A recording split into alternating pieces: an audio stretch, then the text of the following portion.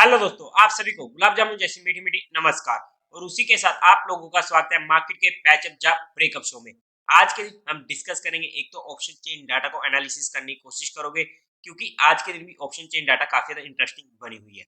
और उसी के साथ साथ निफ्टी को चेकआउट करने की कोशिश करेंगे, क्योंकि कल के दिन होने वाली है निफ्टी की एक्सपायरी, तो वहां पर कैसी रह सकती है मार्केट की नीयत, तो वहां पर क्या इंपोर्टेंट लेवल्स निकल कर आते हैं उसे भी चेकआउट करने की कोशिश करेंगे। उसी के साथ साथ एसएमई अभी कंफर्म नहीं है कि कल के दिन इनकी लिस्टिंग होगी या नहीं, चांसेस काफी ज्यादा कम है। हाँ, बट कल्याणी कास्टेक की लिस्टिंग कल के दिन हो सकती है। बाकी अगर किसी की भी लिस्टिंग होती है तो वहां पर क्या रहने वाली है लिस्टिंग स्ट्रेटेजी, उसे भी चेकआउट करने की कोशिश करेंगे। तो अभी से इस वीडियो को लाइक और चैनल को सब्सक्राइब कर दीजिएगा। अगर हम सबसे पहले आज के दिन का एफआई और डीआई डाटा चेकआउट करते हैं, तो एफआई ने 550 करोड़ की बाइंग करी है, वहीं पर डीआई ने 610 करोड़ की बाइंग करी है।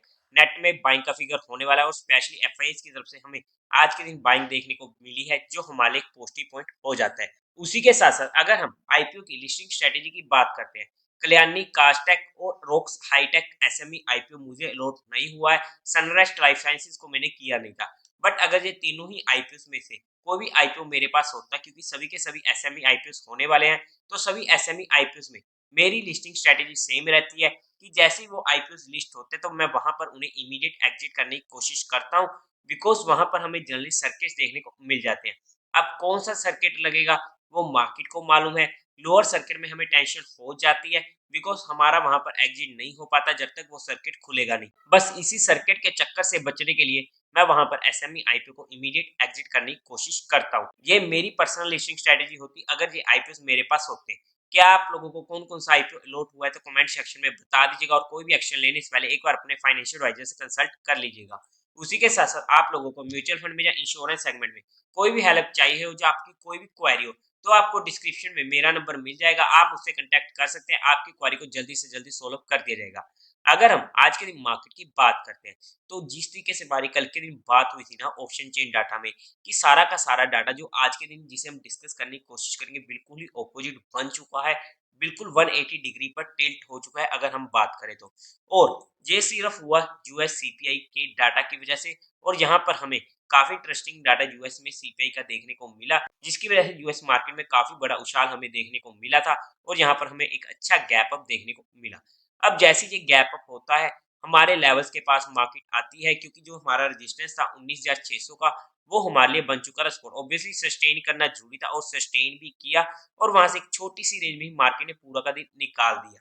अगर हम ओपनिंग के बाद बात करते हैं तो मार्केट एक छोटी सी रेंज में प्रीमियम ईटिंग दे रहा है। बट अगर हम कैरी करके जाते हैं कोई भी पोजीशन, ऑब्वियसली वो हमारे पास काफी ज्यादा रिस्की हो जाता है, और ऐसे रिस्की काम मुझे पसंद नहीं आते, और वहां पर काफी ज्यादा गैम्बलिंग का सौदा हो जाता है। बट अगर हम कल के दिन मार्केट की बात करते हैं, तो वहां पर अगर हम ऑप्शन चेन डाटा को एनालिसिस करते हैं, तो देखो 19,700 के ऊपर हमें 19,900 तक अच्छी कॉल सेलिंग देखने को मिल रही है, इनफैक्ट 19,200 तक। सिमिलरली अगर हम नीचे की साइड देखेंगे तो 19,300 तक अच्छी पुट सेलिंग होते हुए देखने को मिली है। अगर हम बात करते हैं कल के दिन, यही सिनेरियो ऑपोजिट साइड था, लेकिन आज के दिन कॉल सेलर्स की जगह पुट सेलर्स आ चुके हैं और पुट सेलर की जगह कॉल सेलर आ चुके हैं। तो यहाँ पर हमारे पास अगर मार्केट में नीचे की साइड की जाने की पॉसिबिलिटी काफी ज्यादा कम है, अगर हम डाटा को एनालिसिस करने की कोशिश करते हैं।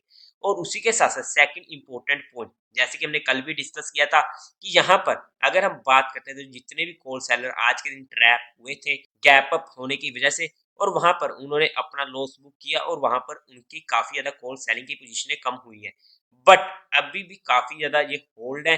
तो अगर मार्केट कल के दिन भी एक अच्छा गैप अप दे जाता है, तो वहां पर हमारे लिए एक इंटरेस्टिंग डे हो सकता है। और अगर बाय चांस 19,800 के आसपास या उसके ऊपर मार्केट जाती है, तो वहां पर कल के दिन निफ्टी में हमें एक अच्छी मूवमेंट देखने को मिल सकती है। कंफर्मेशन के लिए 19,800 के ऊपर जाना जरूरी है मार्केट को। बट अगर हमें कल के दिन ऑप्शन सेलिंग करनी है, तो हमें वेट एंड वॉच करना पड़ेगा, और 10 बजे के बाद एक बार डाटा को एनालिसिस करना पड़ेगा।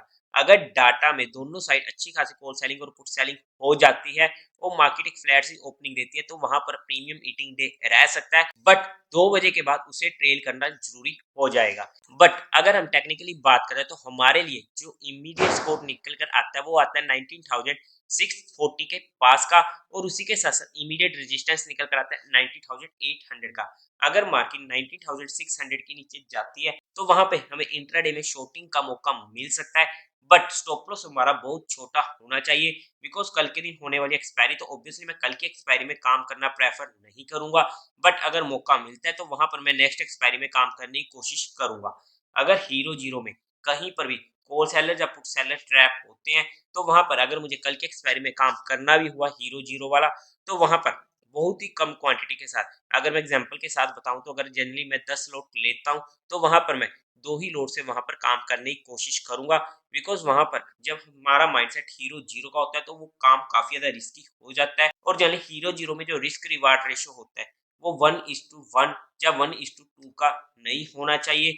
वो हमारे पास तभी होना चाहिए जब हमारे पास एटलीस्ट हीरो जीरो का रिस्क रिवार्ड रेशो 1:5 का होना चाहिए, तभी हम उसको रिस्क रिवार्ड रेशो फेवर में कहते हैं हीरो जीरो के। बट अगर मार्केट गैप अप खुलती है लाइक 19,800 के आसपास, तो वहां पर थोड़ा सा हमें एक बार वेट एंड वॉच करना पड़ेगा, और मार्केट का जब तक 19,800 के ऊपर सस्टेन नहीं करती है वहां पर एटलीस्ट 15 मिनट, तब तक के लिए हम ऊपर की साइड की मैं पर्सनली प्ले नहीं करने वाला हूँ। और उसी के साथ साथ जितनी भी चीजें हमारी जहां पर डिस्कस हुई है वो सिर्फ एजुकेशन, लर्निंग और केस स्टडी पर्सपेक्टिव हुई है, जहां पर किसी भी तरीके कोई भी इन्वेस्टमेंट टिप या एडवाइस नहीं दी गई है।